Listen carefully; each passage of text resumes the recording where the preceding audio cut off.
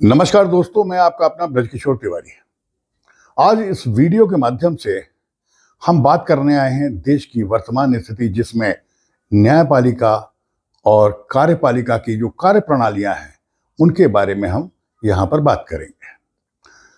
सभी के जो देश के सभी नागरिक हैं उनको मालूम है बहुत अच्छे से कि जो हमारे 150 करोड़ नागरिक लोकसभा में चुन के 550 लगभग सांसद और राज्यसभा में तकरीबन 250 सांसदों को भेजते हैं, वहाँ हर दल का एक अपना प्रभुत्व होता है। और जब भी कोई कानून बनता है तो कैबिनेट जब उस कानून को संसद में रखती है तो उसको संशय रहता है कि वो कानून बहुमत से पास होगा कि नहीं। बड़ी मशक्कतों के बाद, बड़े बड़े विद्वानों को लगाने के बाद जब कोई कानून संसद के पटल पर रखा जाता है और बहुमत से जब हमारे सांसद उसको पारित करते हैं, उसके बाद राष्ट्रपति महोदया उस पर सिग्नेचर करती हैं, तब वो कानून बनता है। इसका मतलब ये हुआ कि साहब 150 करोड़ में तकरीबन 100 करोड़ व्यक्ति,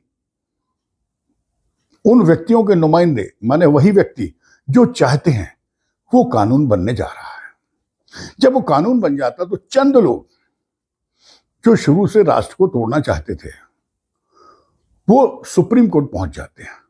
उस सुप्रीम कोर्ट जिसके पास खुद देश के लाखों केस पेंडिंग पड़े हुए हैं, पर वो भी चूंकि हैं तो इंसान ना भाई, इंसान नहीं होते तो 15 करोड़ चुराते क्यों, घर में करोड़ों रुपए क्यों रखते हैं, है ना। और अगर घर में करोड़ों हैं तो बाहर कितना होगा। ये एक जज का पैसा था, हर जज की वही कहानी है। आप 10% को अगर सोच भी लें तो भी ना मांगने पर भी उनके पास करोड़ों रुपए होंगे। अब आप समझ सकते हैं कि मोदी जी के आने के बाद न्यायपालिका जिस तरीके से सामने आ रही है, उसकी बखियां उधल रही हैं, तो आप समझिए कि 75 साल इन लोगों ने न्याय के नाम पर क्या किया। जो न्याय की बुक है संविधान, बड़े लोग तो वाकई उसको जेब में रखते हैं, जैसे राहुल गांधी। इसी तरीके से न्यायपालिका को इतनी छूट दी गई कि न्यायपालिका में जब कोई व्यक्ति जज चुना जाता है तो वो अपने आप को ईश्वर से भी ऊपर मान लेता है, क्योंकि वो ईश्वर के भी धार्मिक स्थलों, मंदिर मस्जिदों का भी फैसला वो खुद करता है, और जो वो कहता है वो पूरे देश को मानना पड़ता है। अब मैं यहाँ आपसे बात करने आया कि 100 करोड़ लोगों ने अपने प्रतिनिधियों को भेजकर एक वक्फ कानून को हटाने की मांग, पर सबको मालूम था कि साहब बहुमत नहीं है भारतीय जनता पार्टी के पास, इसलिए वक्त कानून तो नहीं हट सकता। तो उसमें कुछ संशोधन किए गए, बहुत छोटे से संशोधन किए गए, पर उन संशोधन से जो हमारे अल्पसंख्यक लोग हैं, जो गरीब मुसलमानों की जमीनों को दबाए बैठे हैं, सरकारी जमीनों को दबाए बैठे हैं, उनको नुकसान होने वाला था। वो सभी सुप्रीम कोर्ट पहुंच गए। अब यहां से आज के वीडियो का विषय शुरू होता है। क्या संसद में नियमानुसार पारित एक कानून को न्यायालय में चैलेंज किया जा सकता है? हाँ, अगर वो संविधान के खिलाफ हो। पर अगर कोई कानून संविधान के खिलाफ नहीं है तो वहां पर बैठा हुआ जज 750 सांसदों के द्वारा पारित एक कानून को कैसे रद्द कर सकता है भला? आप सोचिए। यहां पे हमारे सुप्रीम कोर्ट के जज ये बताना चाहते हैं कि हम प्रधानमंत्री और राष्ट्रपति से भी ऊपर हैं। ये वो जज हैं जो कोई कॉम्पिटिटिव एग्जाम दे के नहीं आते, जिनकी कोई विशेषता नहीं होती, ये सिर्फ वकालत करते रहते हैं, वकालत करते करते पैसे खिला के, पार्टियां दे के जजेस को अपने फेवर में लाते हैं। और जब एक नंबर ऑफ अमाउंट जजेस का इनके फेवर में हो जाता है तो ये जज के लिए अप्लाई करते हैं, और वही जज लोग इन्हें वकील से जज बना देते हैं। अब देखिए साहब, ये जज बनते हैं, इनको विशेष सुविधा है, ये अपनी इनकम डिक्लेयर नहीं करते हैं, ये कितना क्या कमा रहे हैं हराम का ये भी नहीं पकड़ा जा सकता है, ये पुलिस पर विश्वास नहीं करते हैं, जिस पुलिस के कहने से लोगों को ये फांसी टांग देते हैं, वहीं पे हमारे पूर्व सीजेआई हैं, वो कह रहे थे कि हमें पुलिस पे भरोसा नहीं है। हर तरीके का गंदा काम न्यायालय में हो रहा है, हर तरीके का गंदा काम न्यायालय में हो रहा है। पर आजकल न्यायालय कार्यपालिका को चैलेंज करके ये सोच रही है कि वो प्रधानमंत्री मोदी को चैलेंज कर रही है। इतने बुद्धिमान हो कि आप लोग मूर्ख कैसे हैं? आप मोदी को चैलेंज नहीं कर रहे, 100 करोड़ जनता को चैलेंज कर रहे हैं। आप उनकी भावनाओं को हर्ट कर रहे हैं। ये मान के चले कि आने वाला वक्त न्यायपालिका के खिलाफ बहुत ही कठिन होने वाला है।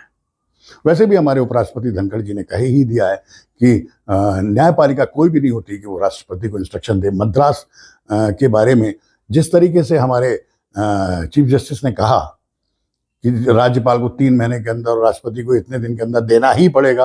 अरे भाई, आप कौन हैं? 100 करोड़ लोगों ने जब सांसद चुने, उन सांसदों ने बैठ के न्यायपालिका का निर्माण किया। उस न्यायपालिका में आप एक एम्प्लॉय हैं, वो भी परमानेंट नहीं है, एक पर्टिकुलर समय के लिए। एक व्यक्ति जिसने सिर्फ वकालत पढ़ी है, जिसे हर जगह का ज्ञान नहीं है।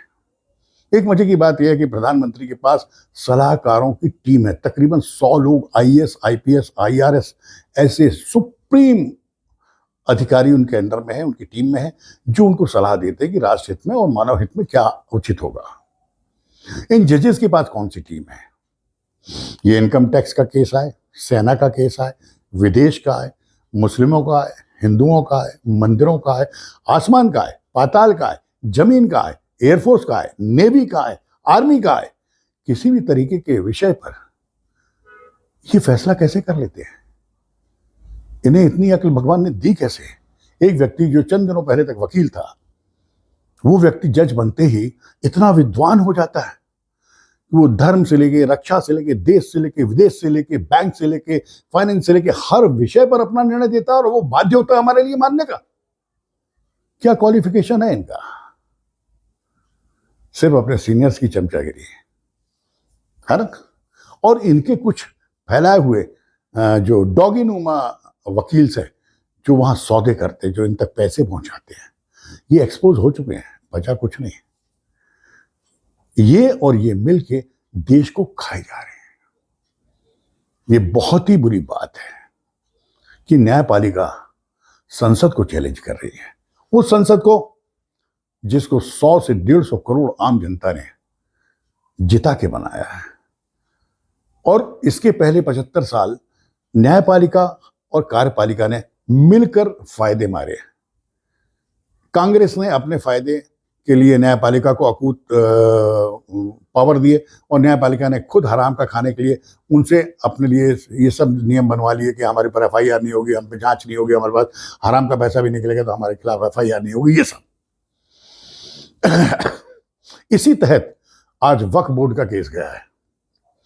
आप सोचिए कि हिंदुस्तान के सबसे महंगे वकील जो 25 लाख से लेकर 1 करोड़ रुपए पर डे तक की हियरिंग करते हैं, वो वक्फ बोर्ड का केस लड़ रहे हैं। और न्यायपालिका अपनी हद से बाहर जाकर इस वक्फ कानून को चैलेंज कर रही है। वो तो स्टे देने वाली थी। वो तो अच्छा हुआ कि कैविएट लगा दिया सेंट्रल गवर्नमेंट ने, जिस कारण इनको सेंट्रल गवर्नमेंट को सुनना पड़ा। और अभी इनको 15 दिन का समय सेंट्रल गवर्नमेंट को देना पड़ा है कि साहब आपकी क्या सफाई है इसके बारे में दें इन 3 बिंदुओं पर, और उसके बाद हम वक्फ बोर्ड के मुस्लिमों को सुनेंगे, उसके बाद हम फैसला दें।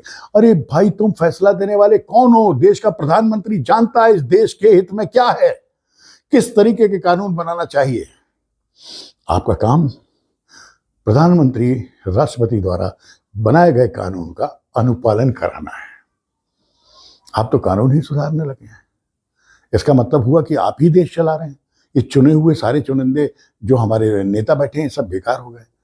याद रखिए जजेस साहिबान, हर किसी के बुरे समय आता है, हर किसी का बुरा समय आता है। आपका भी शुरू हो गया है। बस जनता के उखड़ने की देर है।